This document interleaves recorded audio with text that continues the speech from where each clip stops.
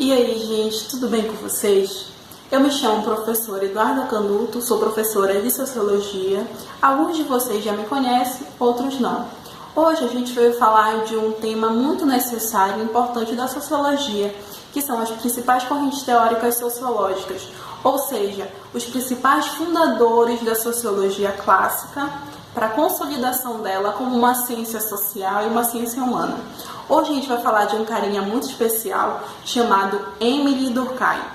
Émile Durkheim foi um filósofo e sociólogo francês, nascido em 1858, faleceu em 1914, e ele foi muito importante para a sociologia porque ele é o primeiro a tornar a sociologia como uma disciplina acadêmica. Bom, o Durkheim ele vai criar as regras do método sociológico, que seria basicamente um método específico das ciências sociais que vai servir para interpretar a realidade social. E a partir daí, Durkheim vai criar uma teoria muito importante para a sociologia e muito importante para a sociedade, que é a teoria do fato social. Olha só, como o fato social ele é um método, a gente pode brincar de aplicar esse método na sociedade, como cientista mesmo.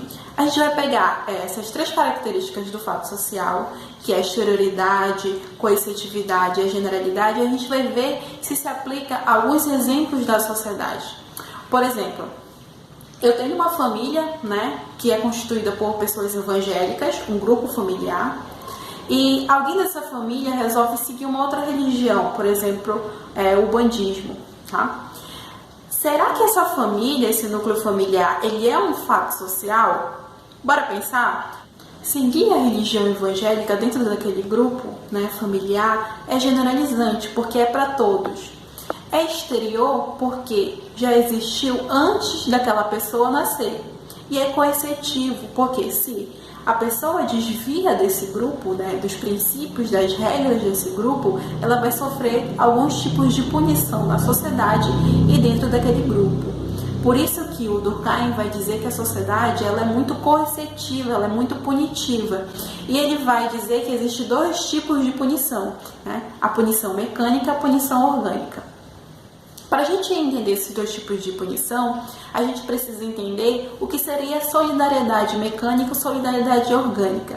A solidariedade mecânica, por Durkheim, seria uma sociedade que ela é muito dura, ela é muito rígida, similares às sociedades medievais, às sociedades feudais, que tinham punições muito rígidas para a sociedade. Já a solidariedade orgânica, pelo nome mesmo, a gente vai entender que a sociedade ela é mais maleável, ela é orgânica, as leis delas são mais flexíveis, ela é mais velada, e um exemplo da sociedade seria a nossa sociedade moderna. Só abrindo parênteses aqui, não significa que a sociedade mecânica ela tenha desaparecido com a era moderna. Não, a gente ainda vive alguns tipos de punição mecânica que vem dessa sociedade, A gente vai perceber pela violência policial, por outros tipos de violência. Mas essa pessoa que desviou socialmente desse fato social, ela vai tanto sofrer mecanicamente quanto organicamente. Então, vai haver intolerância religiosa, vai haver a perseguição, vai haver discriminação, punições físicas ou punições psicológicas.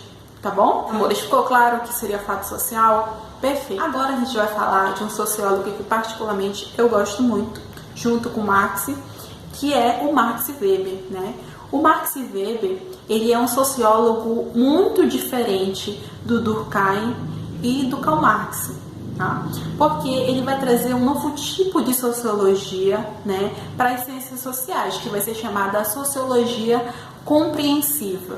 Então, o Weber, ele basicamente queria entender as tuas motivações, por que tu tá fazendo isso? Por que tu tá agindo dessa maneira? O que tu pensa com isso? Por que tu reage assim? Por que tu age assim? Ele quer entender a subjetividade das ações sociais.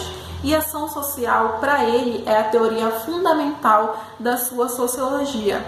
Então, o que seria a ação social? É um fenômeno social que ele precisa sempre de mais de um agente. Então não existe uma ação social só com um indivíduo na sociedade. Ele precisa de ter mais uma pessoa para fazer essa ação social. E a ação social não tem nada a ver com distribuir comida ou coisa parecida. E ele vai dizer que existe 4 tipos de ação social muito importantes, que é a tradicional, né, a afetiva, a racional e a racional relacional com valores afins.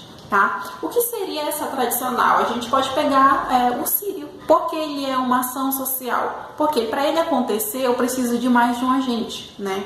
Além disso, ele também é um fenômeno social, porque ele acontece num espaço-tempo determinado da sociedade e ele precisa do outro para poder acontecer.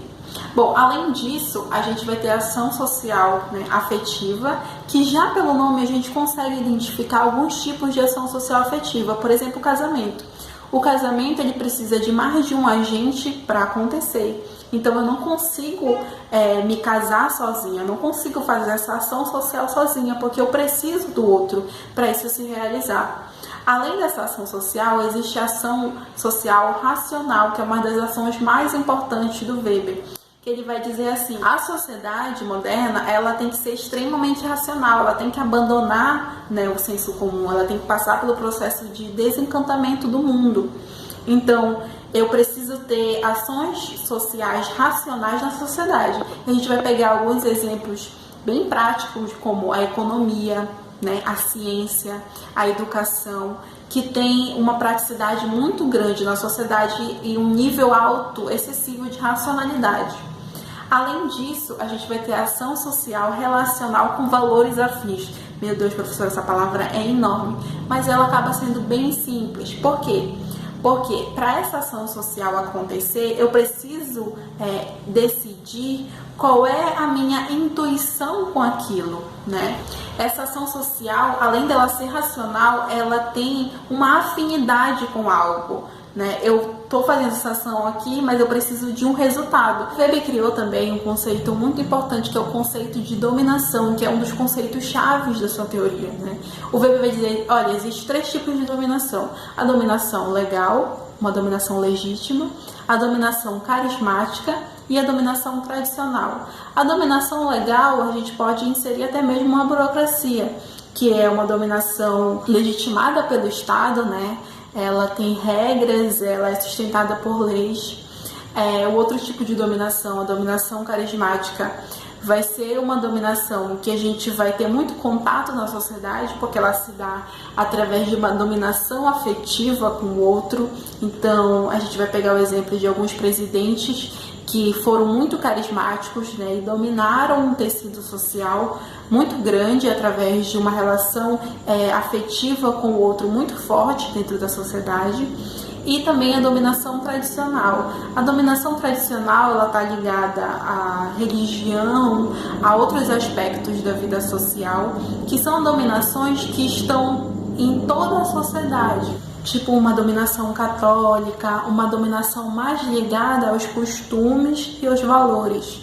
Então a gente vai perceber que esses 3 tipos de dominação, eles vão estar no tecido social, na nossa vida e no nosso cotidiano. E agora a gente vai falar desse expoente filósofo, sociólogo, muito importante para a sociologia, ele mesmo, o Karl Marx. Karl Marx foi uma das figuras mais importantes da sociologia. Nasceu em 1818, morre em 1883, ou seja, a partir daí ele vai ser um dos principais estudiosos do capitalismo.